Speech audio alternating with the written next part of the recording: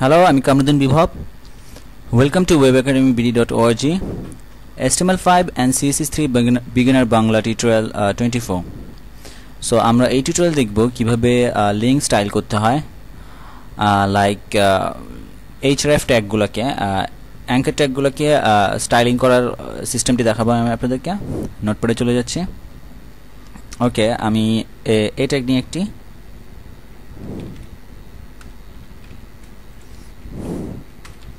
href আমি আমার ওয়েবসাইটটির লিংক সেট করতেছি।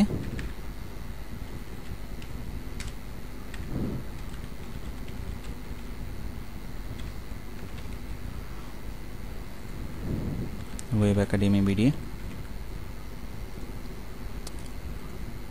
ওকে, আমি স্টাইল সিএসএস এর মধ্যে কিছু সিএসএস আগে থেকে করি আমি, তারপরে আমি আপনাদেরকে বুঝাচ্ছি।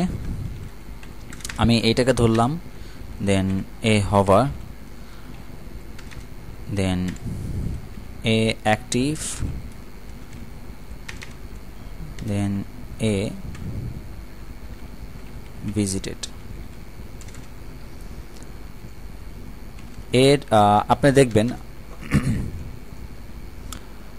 আমি যখন কোনো অ্যাঙ্কার ট্যাগ দিবেন, আপনারা যখন কোনো লিঙ্ক সেট করবেন তখন দেখবেন যে অটো ব্লু কালারে হয়ে থাকবে, দেন নিচে একটি দাগ থাকবে। লাইক রান করে দেখি আমি আপনাদেরকে। দেখেন অটো ব্লু কালার আর নিচে একটা আন্ডারলাইন করা আছে। সো আপনি চিন্তা করতে পারেন যে আমি এটাকে কিভাবে ডিজাইন করব। হ্যাঁ, আমি চাচ্ছি না কোনো আন্ডারলাইন থাকবে, বা ব্লু কালার তো চাচ্ছি না। হ্যাঁ, ওকে,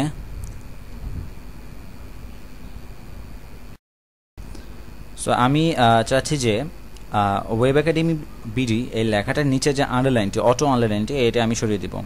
সো টেক্সটের ডেকোরেশনটি মূলত টেক্সট ডেকোরেশন নান করে দিই।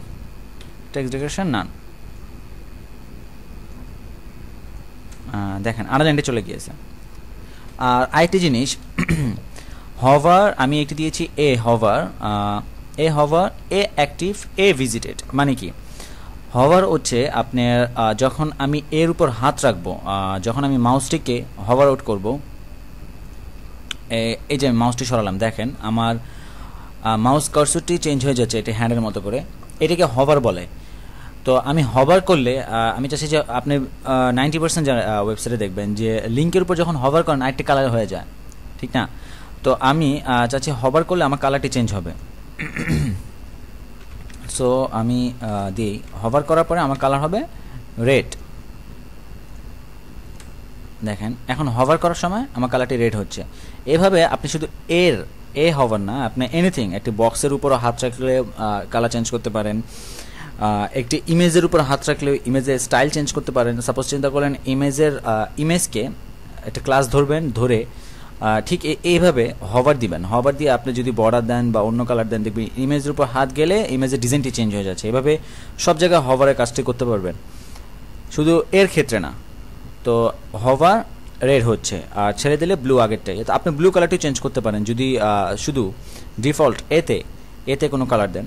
আমি দিচ্ছি, ধরেন কালার ব্ল্যাক দিই, অ্যান্ড অ্যাক্টিভ, এগুলো একটি কালার সেট করি, অ্যাক্টিভ গ্রিন, দেন ভিজিটেড দেব ইয়েলো।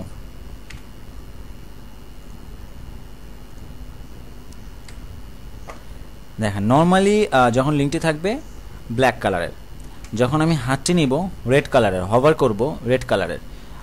যখন অ্যাক্টিভ মিনস আমি ক্লিক করব এখন, হ্যাঁ, ক্লিক করার সময় একটি কালার চেঞ্জ হবে, দেখবেন আমি ক্লিক করে ধরে রাখি গ্রিন হয়ে আসা, ক্লিক করে ছেড়ে দিলাম, আমার গন্তব্য স্থানে পৌঁছে গেল webacademybd.org-তে। ব্যাক করি, আমার অ্যাক্টিভটা হয়ে গেল, ক্লিক করে ধরে রাখলাম অ্যাক্টিভ। আর ভিজিটেডটা দেখাই আমি আপনাদেরকে, ভিজিটেড হয়ে এসেছি আমি, মানে এই লিঙ্কটি ভিজিটেড অলরেডি হয়ে গেছে। সো এটি ইয়েলো হয়ে গেছে। সো যেভাবে কথা ছিল ভিজিটেড হলে ইয়েলো হয়ে যাবে। ব্লু দিই, বুঝতে কষ্ট হচ্ছে। ভিজিট হয়ে গেছে তাই ইয়েলো। সো এভাবে ঠিক এভাবে আপনারা লিঙ্কস স্টাইল করতে পারেন। আপনি শুধু এর ক্ষেত্রে না, প্রত্যেকটা জিনিস বক্স, আপনি ইমেজ, এভরিথিংকে হভার, অ্যাক্টিভ, ভিজিটেড এভাবে দিয়ে কাজ করতে পারেন।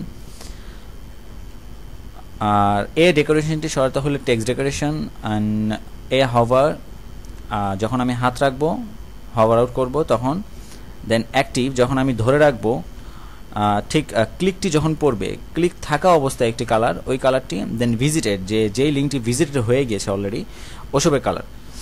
সো দ্যাটস ইট, আজকে এটুকু পর্যন্তই। Thank you for watching, see you on next tutorial.